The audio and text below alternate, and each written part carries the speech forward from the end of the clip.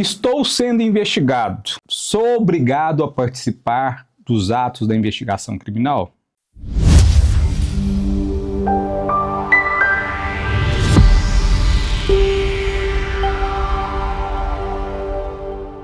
Então hoje nós vamos tratar da seguinte situação, né? Da pessoa que está sendo investigada num inquérito policial ou numa investigação conduzida pelo Ministério Público, o procedimento é chamado de PIC, e ela é chamada para participar de um ato de investigação, de um ato de reconhecimento, do interrogatório, de fornecer material genético, de fornecer padrões grafotécnicos para realizar uma prova de interesse na investigação criminal. E a pergunta que fica, que é a pergunta da nossa aula de hoje, é se aquela pessoa, se intimada, se ela é obrigada a se submeter a essa perícia, a esse exame, de fornecer provas, de prestar declarações sobre o crime pelo qual ela está sendo investigada. Tema muito polêmico, tema muito importante, que inclusive nós vamos deixar uma questãozinha ao final para a gente avaliar o nosso conhecimento acerca do que foi explicado. Então vamos lá, pessoal. Vamos começar falando um pouquinho da investigação. Nós sabemos que a investigação criminal, que ela é conduzida através de duas formas. Ela é conduzida pelo Ministério Público, através de um procedimento chamado de PIC, Procedimento Investigatório Criminal, ou através do inquérito policial, que é presidido pelo delegado de polícia. O inquérito policial, ou PIC, ele tem a seguinte finalidade: comprovar que um fato típico existiu, que um crime existiu, materialidade, e se esse crime existiu, nós temos que apontar quem foi que o praticou. Nós chamamos de autoria ou indícios de autoria delitiva. E nesse contexto de prova material, de indícios de autoria, é preciso que se faça provas, né, para você vincular a atividade criminosa a uma determinada pessoa que está na condição de investigado. E vem a pergunta: essa pessoa que está sendo investigada, se chamada na delegacia, se chamada no Ministério Público, ela é obrigada a ir. Lembre que nós estamos tratando da pessoa que é investigada, não da pessoa que é testemunha e nem da pessoa que é vítima. Essa pessoa, aparentemente, foi ela que praticou o crime que é objeto da investigação. Então, ela está sendo sinalizada como autora de um delito. Por isso que nós vamos tratá-la de investigada, está sob investigação. Se ela é chamada para ir na delegacia, se ela é chamada para ir no Ministério Público, ela é obrigada a prestar declarações sobre os fatos, ela é obrigada a submeter a ato de reconhecimento em que uma pessoa vai apontar se foi ela ou se não foi ela, ao lado de outras pessoas que praticou o delito, ela é obrigada a fornecer padrões gráficos para comprovar se foi ela que assinou ou não assinou o documento fraudulento, ela é obrigada a se submeter a um exame de bafômetro separado numa blitz pela Polícia Militar, no sentido de comprovar se ela ingeriu ou não bebida alcoólica ou substâncias de efeitos análogos. São essas questões que nos interessam na aula de hoje. Vamos lá. Primeira coisa que nós temos que lembrar é que o ordenamento jurídico, como nós já falamos, ele é cercado de várias garantias. E uma das garantias que o ordenamento jurídico prevê é o direito ao silêncio em relação à pessoa que está sendo investigada. O ordenamento jurídico também prevê, nesse mesmo contexto, uma regra muito importante, que é uma regra que está prevista no Pacto de São José da Costa Rica, que é uma norma supralegal. O que quer dizer norma supralegal? É uma norma que está acima da lei federal e abaixo da Constituição Federal, que prevê que ninguém é obrigado a produzir prova contra si mesmo. É o que nós chamamos de vedação da autoincriminação forçada, que também pode ser sintetizado no princípio chamado nemo tenetur si detegere. E o que isso nos quer dizer? Nos quer dizer o seguinte, que uma pessoa pode produzir prova contra ela? Pode.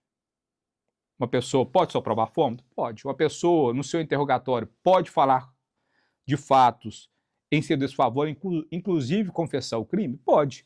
Uma pessoa pode fornecer padrões gráficos para comprovar se foi ela ou se não foi ela que escreveu determinado documento? Pode, desde que faça de forma espontânea. E se a pessoa não quiser, não desejar, se recusar, Ela está amparada por lei? Está amparada por lei. A Constituição Federal e o Pacto de São José da Costa Rica prevê que nenhuma pessoa está obrigada a produzir prova contra ela mesma. Então quer dizer que quando o policial militar me parar numa blitz, eu não sou obrigado a soprar o bafômetro? Não sou. Logicamente que o crime de dirigir embriagado pode ser produzido por outros meios, inclusive através do depoimento do policial militar. O fato de você não soprar o bafômetro não quer dizer que você não praticou o crime. O que eu estou querendo dizer é o quê? Você não pode ser obrigado, forçado, coagido a soprar o bafômetro. Você não pode ser obrigado a prestar declarações sobre o fato criminoso. Você não pode ser obrigado a fornecer os padrões gráficos num documento para comprovar se foi você que escreveu ou não foi você que escreveu aquele documento. Enfim, o investigado não pode ser obrigado a produzir prova contra ele mesmo. E se porventura ele for obrigado, a prova produzida fica contaminada de ilegalidade. Não vai ter efeito jurídico, porque se faltou espontaneidade na conduta do investigado, aquela prova produzida, o interrogatório mediante tortura, colheita de prova de bafômetro mediante forçar o motorista a soprar o bafômetro, todas essas circunstâncias produzidas contra a vontade da pessoa investigada não têm validade jurídica. Então vamos trazer para uma situação prática. Fui chamado na delegacia para ser interrogado. Sou suspeito de um crime de furto. Sou obrigado a ir? Não sou obrigado a ir. Delegado pode mandar buscar à força para eu ser interrogado sobre aquele fato? Lembre que você é investigado. Testemunha e vítima é outra situação. Delegado não pode mandar te buscar à força. Inclusive, tem decisão do STF nesse sentido, que declarou inconstitucional o artigo 260 do Código de Processo Penal. Se eu não vou na delegacia, eu que sou investigado, presume-se que eu manifestei meu direito de ficar em silêncio. Então, eu não posso ser conduzido para prestar declarações se eu não atendi a intimação do delegado de polícia. Aí, se o juiz me chamar lá no fórum, eu sou obrigado a ir no fórum também, eu que sou acusado, também você não é obrigado a ir. Presume-se que você usou da sua prerrogativa do direito de ficar em silêncio. Mas aqui é importante a gente fazer o parênteses, embora seja direito seu de não comparecer, dependendo das circunstâncias, principalmente na fase judicial, é conveniente comparecer, justamente para você prestar os esclarecimentos devidos acerca do fato criminoso. É a oportunidade que você tem de exercer o seu direito de defesa. Ah, mas eu não quero exercer o meu direito de defesa, quero deixar do jeito que está. Não sou obrigado a ir, não sou obrigado a ir. Você não tem essa obrigação de comparecer na delegacia, você que está na condição de investigado, para realizar qualquer ato de investigação criminal. Ah, Ricardo, eu vou estar amparado em qual dispositivo? Você vai estar amparado no dispositivo constitucional do direito ao silêncio e você vai estar amparado numa norma supralegal que está prevista no Pacto de São José da Costa Rica, de que você não é obrigado a produzir prova contra si mesmo. Também conhecido como vedação da autoincriminação forçada. Também conhecido como o princípio do nemo tenetur si detegere. Mesmo se eu der o ciente no mandado de intimação que chegou lá na minha casa, mesmo se eu der o ciente no mandado de intimação que chegou na sua residência. Você não responde por desobediência, você não responde por desacato e você não tem presunção de culpa, porque no direito processual penal não há presunção de culpa. Ah, quem cala consente, quem não comparece, presume-se que os fatos são verdadeiros. No direito processual penal, a culpa tem que ser comprovada. Não existe presunção de culpa. A única presunção que nós temos, por disposição constitucional, é a presunção de inocência. Enquanto não tiver sentença transitada em julgado, sentença condenatória transitada em julgado, o direito processual penal vai te tratar como sendo uma pessoa inocente. Esse é o princípio da não culpabilidade, o princípio da presunção de inocência. Então, a partir do momento em que você é chamado para participar de um ato de investigação criminal, você que está na condição de investigado, e eu ressalto isso, porque o tratamento para testemunha e para a vítima é outro tratamento. Eu não preciso comparecer, se eu desejar não comparecer, você não precisa comparecer. Amparado nessas duas disposições. amparado no direito ao silêncio, previsão constitucional, e amparado no princípio, na garantia do Pacto São José da Costa Rica, de que você não é obrigado a produzir prova contra si mesmo. Ok? Lembrando que quem age dessa forma não pratica uma ilegalidade, está agindo de acordo com o direito. Por isso que não pratica crimes. É um exercício regular do direito de não produzir prova contra si mesmo. Ok? Então vamos lá, pessoal.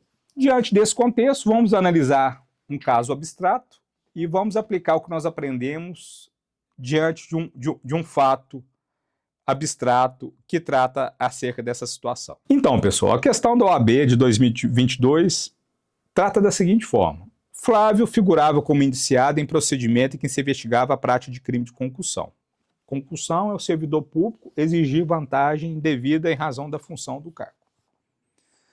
Após não mais ter disponíveis outros meios de investigação, o Ministério Público formulou o requerimento de interceptação das conversas telefônicas de Flávio, sendo o pedido deferido pela autoridade judicial pelo prazo de 10 dias. No período interceptado, todas as conversas de Flávia foram transcritas. Em uma das conversas interceptadas, Flávio mantinha contato com seu advogado João e confessava a autoria do crime de concussão, solicitando orientação jurídica, sendo possível perceber que João não teria qualquer conhecimento anterior sobre aquela prática delitiva. A partir do teor das transcrições das conversas de Flávio, o Ministério Público ofereceu denúncia em desfavor do mesmo, imputando-lhe a prática do crime previsto no artigo 316 do Código Penal. Ao tomar conhecimento da denúncia, Flávio contrata seu advogado, que tem acesso ao procedimento, inclusive ao teor das transcrições obtidas a partir da interceptação das conversas telefônicas. Durante a instrução, após requerimento do Ministério Público, o juiz determina, sem anuência do acusado e de sua defesa técnica, que seja realizada a perícia de voz em Flávio, para confirmar que ele seria um dos interlocutores da conversa, intimando-o para apresentar gravação a servir de paradigma para o exame. Existe argumento a ser apresentado para questionar a decisão do magistrado que determinou a realização da perícia de voz com apresentação de gravação que servisse de paradigma à perícia? Resposta, pessoal. Simples e fácil. A determinação judicial é ilegal. Viola dispositivo constitucional e supralegal. Por quê?